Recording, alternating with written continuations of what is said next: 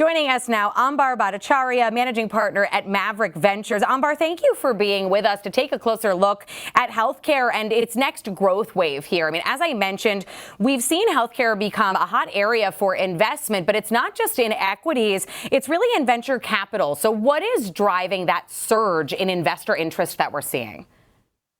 Well, first of all, just great to be here. Thanks for having me on the show. I think this is one of the most exciting why now moments in healthcare in a long time. There's a few catalysts for this. One is certainly the shift in technology in terms of AI.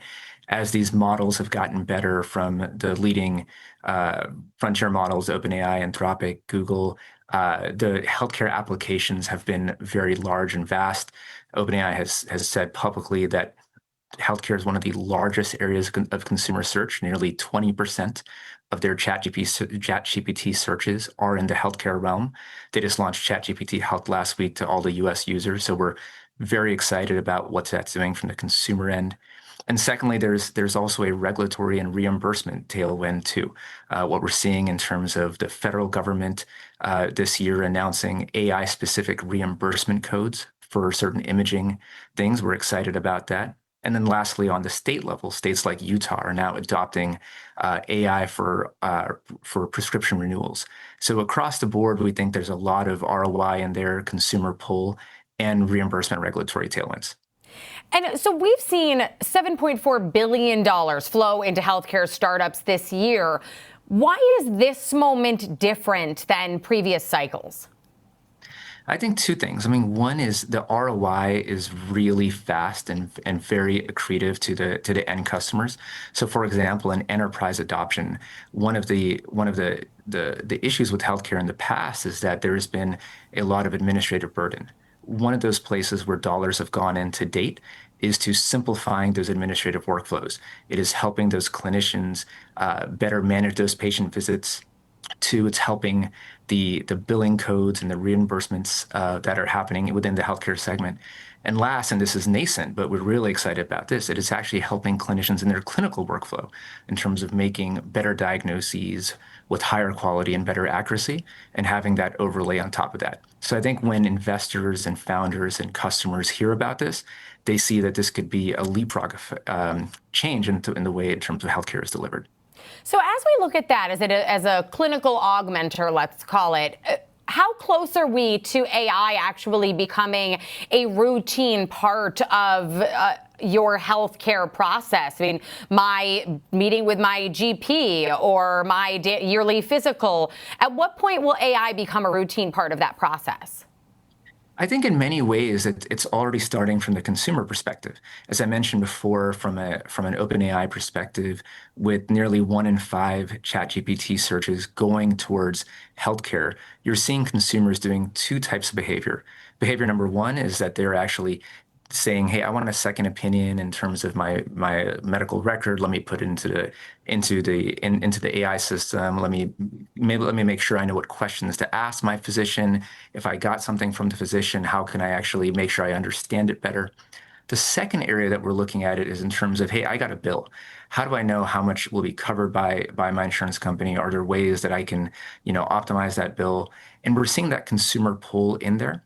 And then from a clinical adoption perspective, I mean, this moment is really fantastic for clinicians. They're able to have all of that wealth of information of the latest clinical studies, all of those, journals that are being published.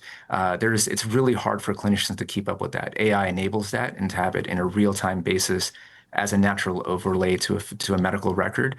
This is the first time in history this has been possible.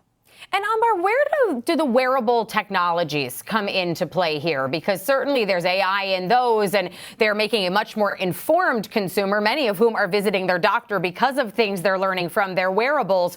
So where does wearable tech fall in here? Yeah, I think wearables have, they're on the rise. Whether you're thinking about the Auras or the Whoops of the world, the Apple Watches, Garmin's, these are all technologies that people want. I think that, in many ways, we're expanding from having just those digital biomarkers that are tracking, HRV and sleep scores into real biomarkers, in terms of blood-based things, blood-based panels that people are doing more routinely. the combination thereof used to be a lot of noise, right? How do I actually keep track of this? One of the best things AI can do is actually turn that noise into signal. And that's what we're really seeing a lot of these systems being able to do, such that when you go to your clinician, when you're trying to do self-improvement, when you're trying to optimize your own weight, your own muscle, you're able to take all of those inputs you get from wearables and some of these traditional labs, and then put that into a personalized plan such that you can optimize your own health. And you said optimize your weight there, and it made my bells go off on something I love talking about, the GLP-1 trend, or mega trend, I guess we should call it at this point.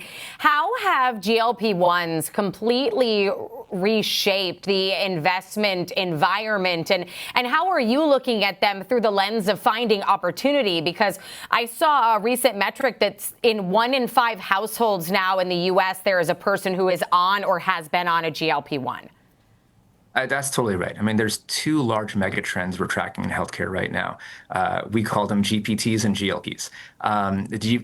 We just talked about the GPTs and all the impact they're having. The GLPs, I mean, as you said, it's 1 in 5 households are on this now. 20% of Americans have tried GLP-1s. The use cases in terms of weight loss, diabetes are all there. I think this is going to continue to rise for a number of reasons. Affordability is increasing. Access continues to be at an all-time high. One of the areas that we're very excited about from an investment perspective is thinking about all of the derivative effects of GLP-1 adoption. And one of those areas is in terms of, how do you take those GLP-1s and make sure that it is, again, personalized for you and you're adapting your diet to it. So in addition to some of the actual GLP-1s you could take, whether it's compounded or regular, there's opportunities to optimize your diet. So companies like Nourish, have done a really good job of connecting these patients who are on GLP-1s with a registered dietitian to really understand, hey, now that you're on a GLP-1, how do you change your diet to, keep that muscle mass up? How do you do it to, make sure you're getting the most out of this medication? And that's really what's, we love effects like that. And Ambar, healthcare has traditionally been notoriously slow in terms of its ability to adapt or change or adopt new technology. Some of that because of regulatory concerns, others because it's an industry that just keeps on plugging along because there's always a need for it.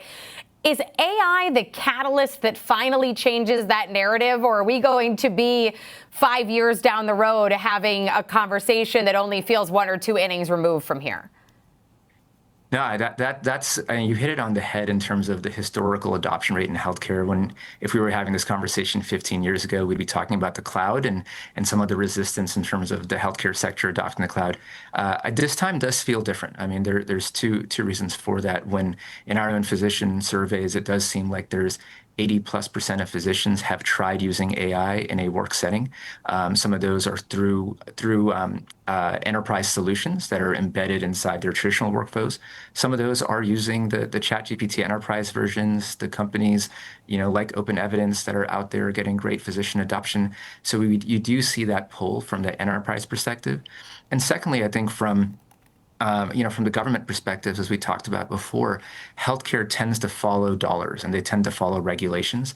And as we've seen this administration really be pushing, AI reimbursed care and taking in some of those data sources to make AI more front and center for the future, the healthcare industry tends to follow what's happening in DC and the state capitals, and we're already seeing that in action. Ambar, so appreciate you joining us to take a closer look at healthcare and some of the VC moves here and how AI could potentially be a beneficial disruptor in the space. Ambar Bhattacharyya, managing partner at Maverick Ventures.